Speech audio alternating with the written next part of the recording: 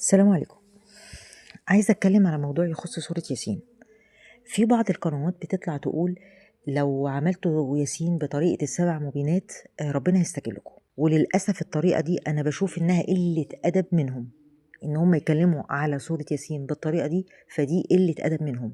يقول لك إيه في الطريقة، يقول لك لو أنت قريت سورة ياسين تيجي عند كل مبين تدعي، بس ترجع للسورة من أولها. يعني تروح عند أول مبين تدعي، وبعدين ترجع تقرأ السورة من أولها لحد ما تروح للمبين التانية وتدعي، وبعدين تروح للسورة من أولها، وهكذا لحد ما تخلص السورة خالص.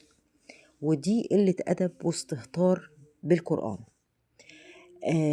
ومش عارفة دماغهم جابتهم منين للطريقة دي. يعني إيه اللي وصل لدماغكم إنك لما تعمل كده لربنا بالطريقة دي هو هيرضى؟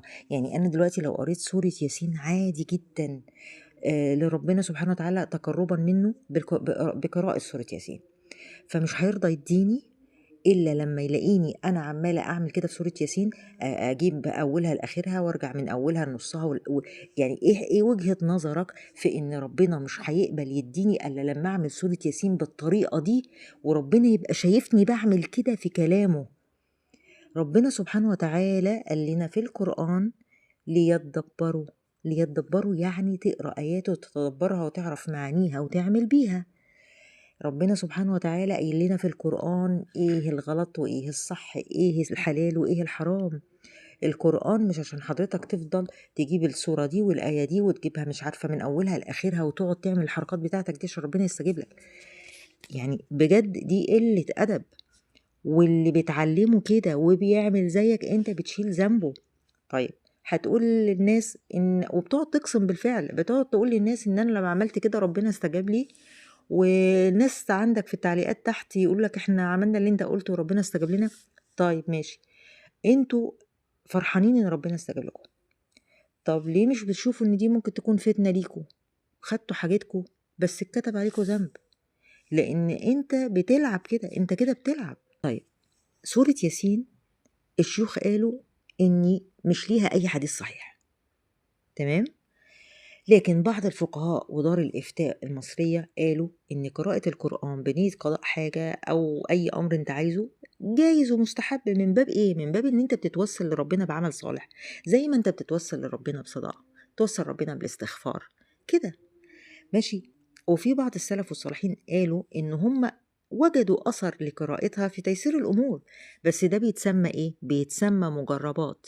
مجربات يعني بيفضل إيه؟ بيفضل اجتهاد شخصي، اجتهاد شخصي. لكن قالوا قراءتها، ما قالوش من أولها لآخرها ونرجع من أولها لنصها، ما قالوش كده. قالوا كنا بنقرأ سورة ياسين قريناها 7 مرات، قريناها أكتر من 7 مرات، اتقربوا بالآيات، فاهمين معناها وفاهمين كل كلمة فيها ومتدبرين السورة، وتقربوا بيها لربنا. هما بيبقوا عملوا كده، تمام؟ ماشي. في نقطة تانية بقى كنت سمعتها من شيخ بيقول ممكن الإنسان يقعد يدعي ربنا بحاجة بقاله مدة.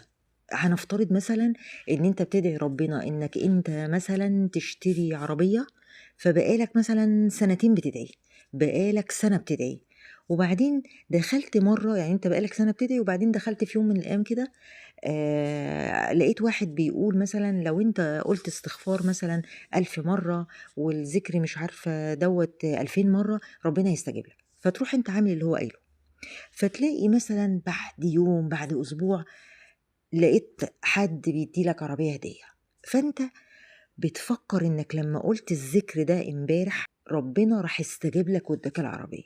لا، هو ربنا بيبقى استجاب لك، انت بقالك سنة بتدعي، ربنا سبحانه وتعالى أول ما بندعي له بيستجيب. أما هيديها لك امتى فدي في مشيئته هو، في تقديره هو. يعني مثلا هو لو كان شاء ان العربيه بتاعتك دي هتبقى بعد سنتين، فهو خلاص استجاب لك، لكن هيديها لك بعد سنتين. فانت لما قريت الذكر ده كان في توقيت اللي ربنا اصلا كان شاء ان هو هيديهولك بعد سنتين، فانت تفتكر ان انت اول ما قلت الذكر ده ربنا اداهولك. انا الصراحه سمعت الشيخ في الموضوع ده وحسيت ان ما هو ده اللي بيحصل. يعني انت ممكن تكون بقالك مدة كبيرة بتدعي بحاجة، واول ما لقيت حاجة كده على النت قمت عملتها، فالحاجة تمت. ده مش شرط يكون ان الحاجة حصلت عشان انت لسه قايل الذكر ده دلوقتي.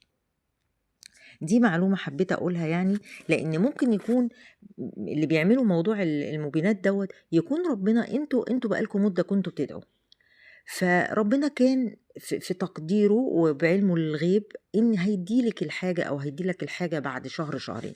لكن حضرتك مثلا دخلتي بالصدفة، يعني قبل الشهرين ما يخلصوا مثلا بشوية، دخلتي بالصدفة عند الشخص اللي بيتكلم على المبينات ده فعملتيها، فراح ربنا مديلك الحاجة اللي أصلا كان مقدر لك إنه هيديلك. فانت تتصوري انك لما عملتي دي وتفضلي بقى تقولي للناس انت لو عملت دي ربنا هيديلك، ده انا لما عملت دي ربنا يديني. ممكن تكوني عمالة حضرتك بترتكبي ذنب وانت مش عارفة.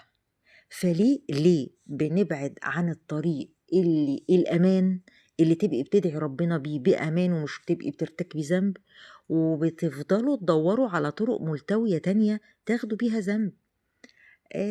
معرفش، أنا الموضوع ده أصلا مضايقني بقاله مدة كبيرة ونفسي أتكلم فيه، لأن أنا بحس إنها قلة أدب بصراحة، ونفسي حد يعني يوقف الناس دي عند حدها.